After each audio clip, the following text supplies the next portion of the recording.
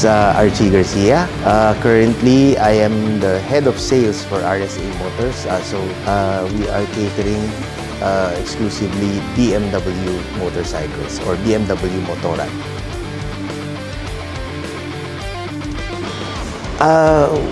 In terms of riding, I have been riding for almost 27 years now. Medyo matagal na. So I ride with, I started out riding on a sport bike. Eventually, as you progress in motorcycle or as you get mature in riding, you tend to appreciate the scenery. Kasi pag sport bike, laging mabilis. So nag-shift ako into adventure riding. I have ridden in most parts of the Philippines and in other countries as well. So nabigyan tayo ng opportunity to ride in Europe and in some parts of Asia. So yun, thankful tayo doon. And in the Philippines also, North and South, napuntahan na rin natin yun. For tips for riders, especially for those starting out in riding, you don't jump into the riding phase. May phase yan eh. Just to be safe, kailangan you need saddle time. When you go with other riders, of course, iba-iba ng level of riding yan. Kung may mabilis, you don't have to go with them kasi hindi mo pa kaya kung hindi mo pa kaya. So, you have to ride your own pace.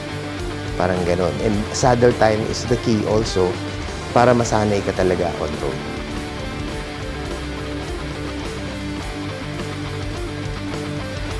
Actually, in terms of motorcycle innovation, medyo mabilis talaga mag-evolve yung innovation with regards to motorcycle gadgets, safety elements na kinakabit sa motorcycles. I found one like a year ago, but sabi ko sa sarili ko, antay-antayin ko baka meron pang lumabas na mas okay or may plus kaysa dun sa initial na nakita ko. And finally, this came out, the Absolute Rider. Ang number one na nakita ko dito is you can insert a SIM card. So, pwede siyang like stand-alone. Alam naman natin, and honestly, when you go to some areas in the Philippines, merong telecom server na mahina. So, ang ilalagay ko rito na SIM card is different server from my own personal cellphone. So, kung mahina yung server ko, ito ang gagana. And vice versa. So, wala kang, kumbaga, hindi ka maghahanap talaga ng poor signal. Laging meron. And I like the camera as well. Tsaka yung itsura niya, pag tinignan mo yung back niya, it's metal, so it's rigid.